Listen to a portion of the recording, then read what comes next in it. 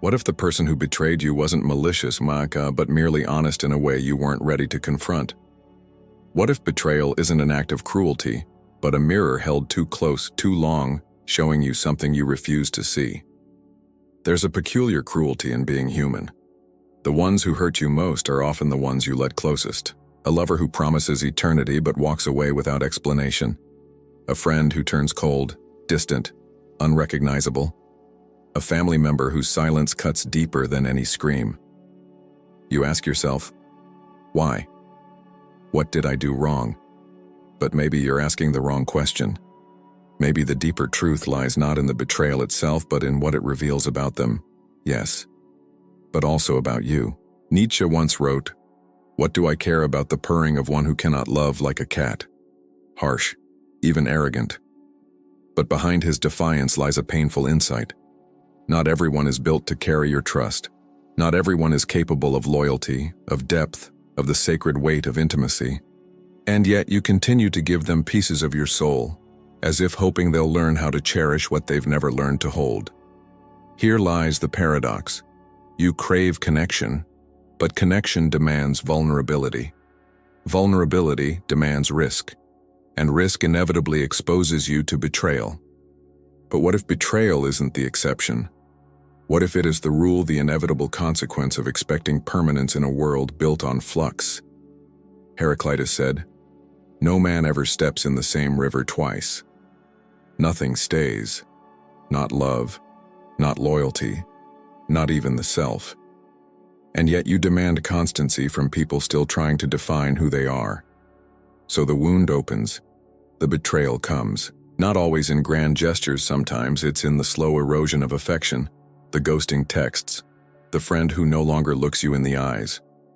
And your brain screams, they changed. But what if they didn't change? What if they simply revealed themselves? The tragedy of betrayal isn't just in the act, it's in the revelation. That you were wrong, that you misunderstood, that you projected your values onto someone who never shared them. It is the collapse of a myth you built around another person, and the painful recognition that they were never the hero of your story, just a passerby in theirs. This is where Nietzsche enters, not with comfort, but with fire. He wasn't interested in making life easier. He wanted to tear the veil off. He once warned, "He who has a why to live for can bear almost any how." But what happens when your why, your relationships, your trust in others is shattered? Can you still bear the how? You're standing at a crossroads. One path leads to cynicism. Never trust again, wall yourself off, shrink from the world. The other leads through pain but toward deeper insight, greater strength, a radical honesty with yourself and others. So let's walk that second path. Let's look betrayal in the eye, not to excuse it, but to understand its roots, to dig into the raw, ancient soil of human nature. To ask not just why do people betray, but why do we need so badly to believe they won tea? Because only when you understand the betrayal can you reclaim the power it tried to take. Betrayal is not always a knife. Sometimes it's a whisper, a slow turning away, a silence where there used to be presence. And Nietzsche, ever the surgeon of the human soul, offers no apologies as he peels back the layers. He doesn't speak to your comfort. He speaks to your core. You have your way. I have my way. As for the right way, the correct way, and the only way, it does not exist. That sentence should shake you. Because what it means is this: when someone betrays you, they aren't just abandoning a relationship. They are following their own path, a path that diverged from yours, perhaps long before you even noticed. You didn't lose them in a moment. You lost them the moment your story stopped aligning. They simply didn't tell you. But why don't they tell you? Why the deception, the secrecy, the facade? Nietzsche might say it's because most people live in bad faith, not because they are evil, but because they are terrified of what they truly are. To admit their desires would mean confronting uncomfortable truths, that they are selfish or envious or no longer in love. So instead they lie, not just to you, to themselves. This is where things get uncomfortable, because it means betrayal is rarely calculated. It's not a chess move. It's the inevitable byproduct of a fractured self trying to maintain a mask. You want honesty. You want someone to say, "I'm drifting." But to do that, they'd have to know themselves. And most people, Nietzsche believed, are strangers to their own depths. You ask for loyalty from someone who hasn't yet chosen who they are. And so, they default to the path of least resistance. They tell you what you want to hear, until they can't anymore. And that is where the betrayal happens. Not when they leave. When they stop being real long before the door closes. Nietzsche believed that the individual's ultimate task is to become who they are. Become who you are, he wrote, by learning what you are. But how many people do you know who have actually done that? How many have confronted their fears, their lusts, their contradictions and emerged whole on the other side? Most people curate themselves. They wear personalities like clothes. They tell you what you want to hear because they haven't yet developed the spine to speak their truth. And yet, you trusted them. You projected your depth onto their surface. You saw something stable in someone still under construction. This isn't just philosophy, it's psychology. Carl Jung, who carried Nietzsche's torch into the unconscious, described this fragmentation as the shadow, the part of ourselves we refuse to acknowledge, the repressed envy, the buried rage, the craving for freedom at the expense of others. If someone hasn't integrated their shadow, they become dangerous not because they're evil, but because they're split. They believe they're one thing while acting out another, and that's when betrayal is born. Imagine trusting a friend with your secret. You believe they're safe. But something in them, something unresolved, feels threatened by your vulnerability. They share it with someone else, not to hurt you, but to feel powerful, to reclaim a sense of control. They don't even understand why they did it. And that is the most terrifying kind of betrayal, the one even the betrayer can fully explain. So what are you to do? Stop trusting? Build walls? No. That would be Nietzsche's greater fear, that suffering would make you smaller. His vision wasn't about withdrawal, it was about awakening. Know who people are, not who you wish they were. Watch what they do, not what they promise. And above all, know yourself, so your trust isn't a blind gift, but a conscious choice. Because if betrayal is a mirror, then clarity is your only shield. So the question isn't just, why do people betray you? It's why do you give trust to those who haven't earned it? Why do you gamble your heart on people still at war with themselves? The path forward isn't to demand perfect loyalty. It's to see clearly, to listen when the silence grows louder than the words, to recognize the signs not with paranoia but with presence, not with fear but with understanding. And once you do, the betrayal still hurts but it no longer defines you. Imagine this. You're sitting across from someone you once trusted completely. A partner, a sibling, a lifelong friend. Their face is familiar, every curve, every habit of expression, etched into your emotional memory. But in this moment, you can feel it. Something has shifted. They're here, but not really. Their eyes avoid yours just a little too long. Their words are measured, hollow, almost rehearsed. The connection is thinning, unraveling. And suddenly, the silence between you is louder than the conversation. It is not the betrayal itself that guts you, it is the dying echo of all the moments that came before. The shared secrets, the laughter, the vulnerability, the part of you that you gave them freely, hoping they'd hold it gently.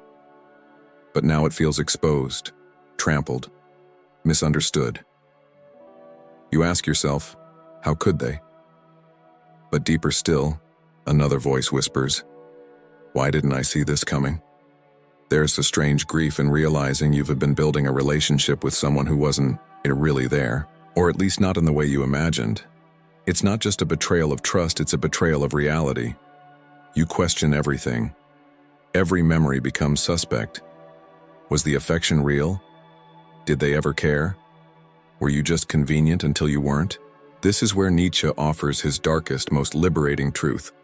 Sometimes people want to hear the truth because they want their illusions destroyed. You didn't just lose the person, you lost the story you were telling yourself about them. And that cuts far deeper, because you weren't betrayed by a stranger. You were betrayed by someone you let write on the walls of your identity. They shaped how you saw yourself, loved, chosen, safe. And when they turned away, it felt like they took that image with them. But here it's the hard question. Were they ever capable of giving you what you thought you had? Not everyone has the emotional depth to meet you where you are. Not everyone can hold intimacy without dropping it. And sometimes the most painful betrayal is simply this. They couldn't love you the way you needed to be loved. And they never told you. But instead of telling you, they stayed silent. Or worse, they pretended.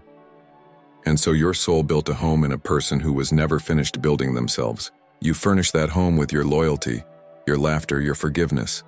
And then one day they disappeared. They didn't even burn the house down.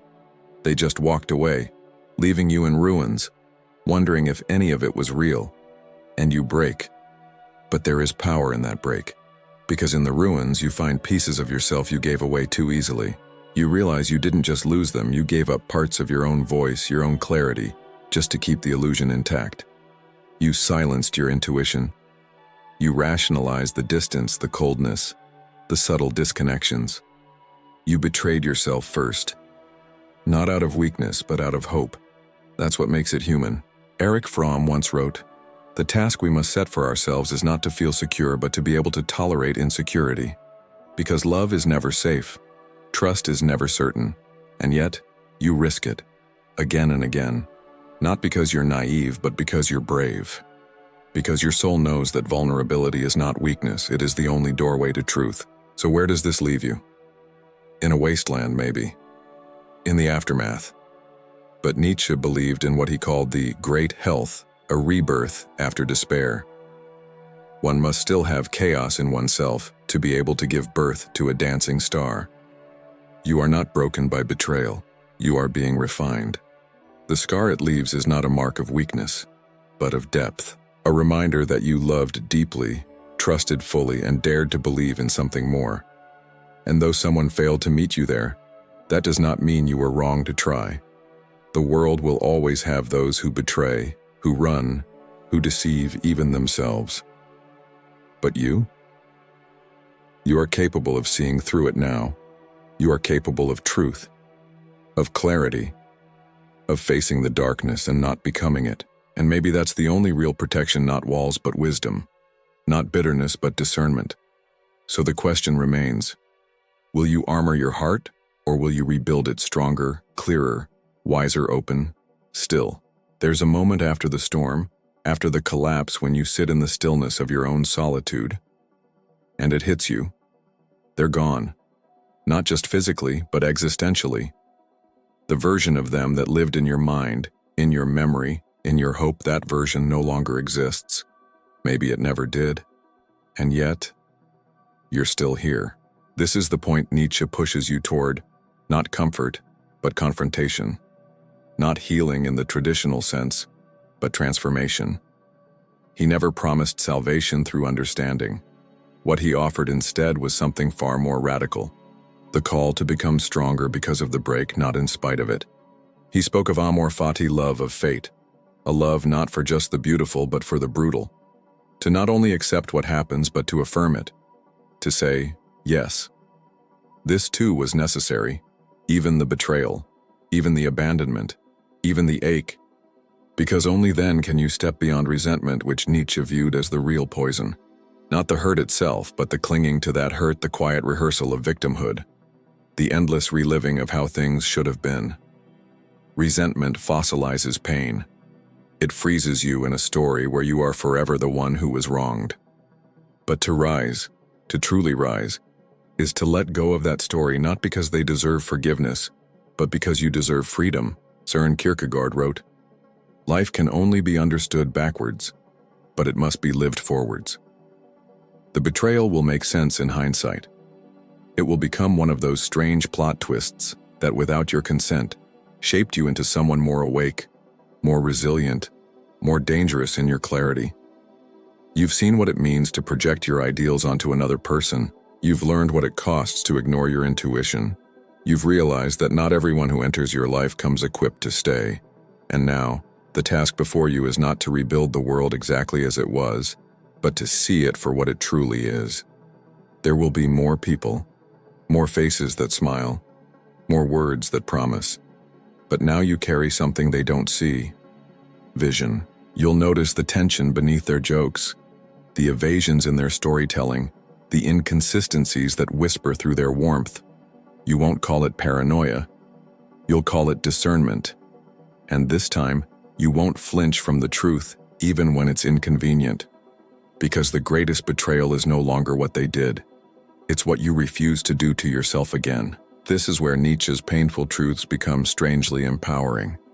You begin to live not as someone needing to be saved or understood, but as someone who understands. You become the one who sees the fault lines beneath the surface, the one who listens not just to words but to silences, the one who does not expect perfection but demands presence. So no, betrayal doesn't make you unlovable.